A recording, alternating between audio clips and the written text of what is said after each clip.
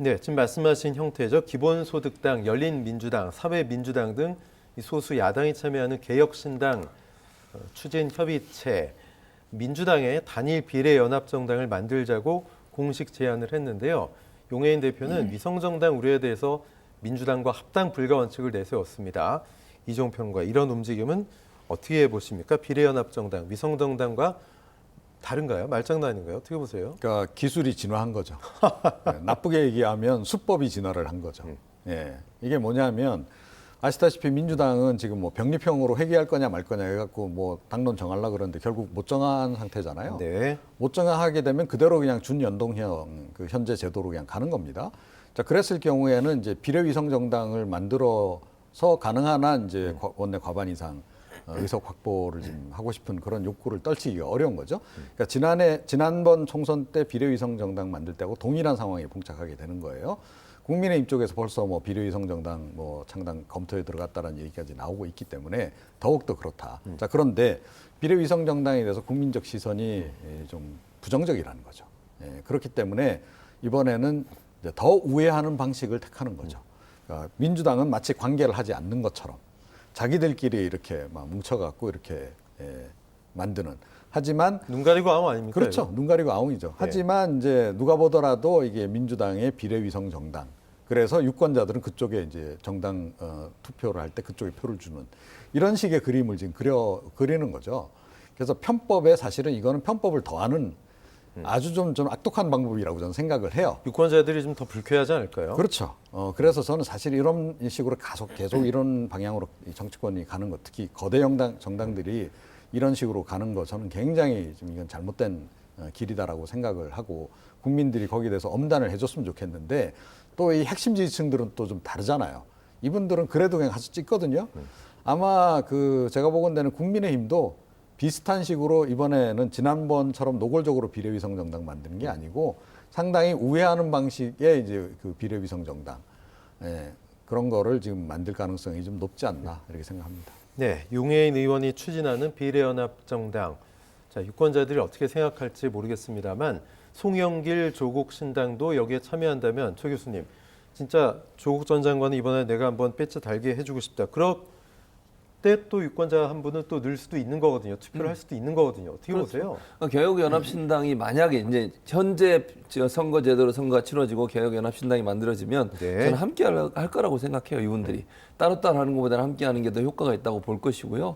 그래서 이제 만약에 현재의 선거제도로 선거를 치르면 용해인 의원이 주도하고 있는 비례연합정당에 지금 진보 진영으로 표현되는 분들이 함께할 가능성이 저는 충분히 있다고 보여지고요.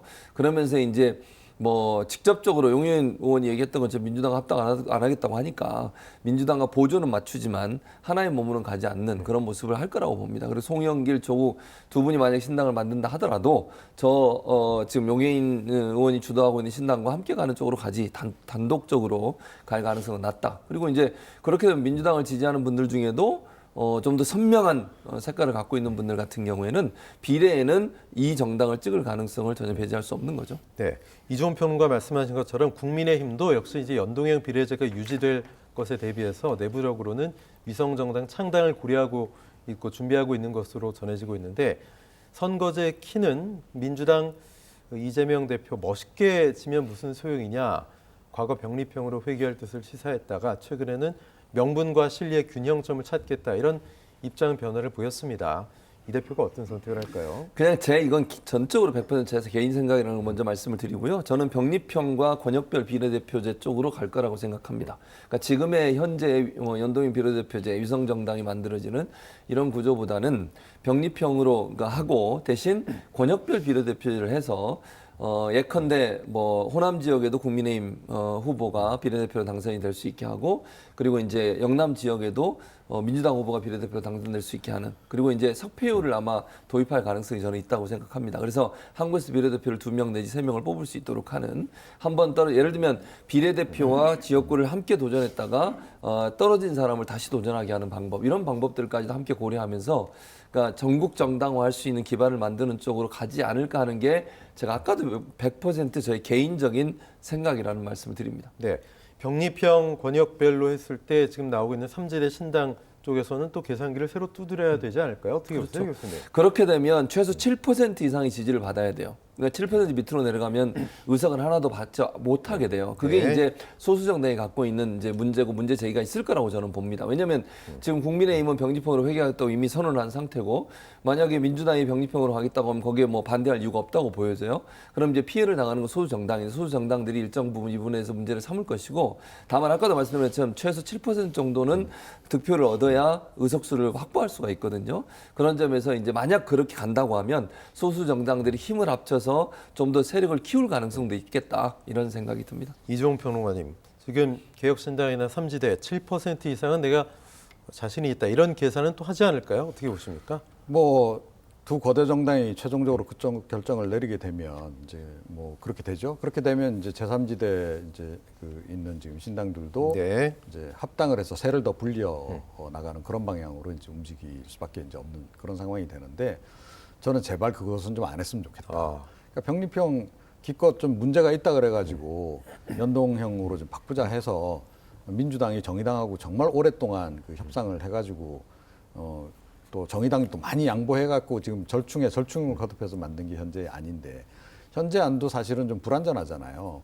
그러니까 완전 연동형으로 가고 사실은 비례대표 원래 의석도 100석까지 늘리려고 했던 거 아닙니까?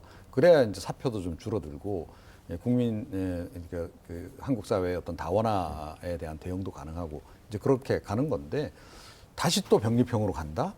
도로 거꾸로 가는 거잖아요. 역사 시계를 거꾸로 돌리는 건데, 그런 짓은 좀 제발 좀 안 해줬으면 좋겠다는 게 제 개인적인 바람입니다. 결국은 두 거대 야당이 한 석이라도 더 유리한 그렇죠. 시나리오로 가려고 하지 않을까요? 몇 석 더 가져가려고 네. 중간에 있는 소수 정당들 다 괴멸시키는 거죠. 네, 그렇게 생각합니다.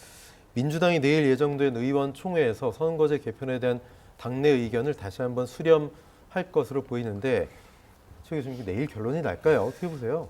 내일도 결론 내기는 좀 어려울 것 같다는 개인적인 생각입니다. 왜냐하면 이게 의견이 거의 반반으로 나눠져 있어요. 그러니까 이 연동형 비례대표제를 하면서 비례정당을 유성정당을 만들지 말자고 주장하는 분들이 아직도 있고요. 그런 분들이 어느 정도 세력이 이제 물론 약간의 변화는 있습니다. 그러나 예전에는 반반으로 완전히 나눠져 있었는데, 약간 이제 연동형 쪽으로 조금 더 저울추가 기우고 있는 건 분명해요. 그럼에도 불구하고 내일 당장 모든 결론이 나기보다는 뭐 내일은 한 번 더 모임을 갖고 아니면 최고위원회 이름을 해서 이런 방식으로 해결하지, 이거 내일 완전히 모든 의원들이 동의하는 안을 만들어내기는 조금 어렵지 않겠다는 개인적인 생각입니다. 네, 두 거대 양당이 어떤 선택을 할지 지켜보겠습니다. 두 분과 말씀 여기까지 나누겠습니다. 최진봉 교수, 이종훈 평론가, 고맙습니다.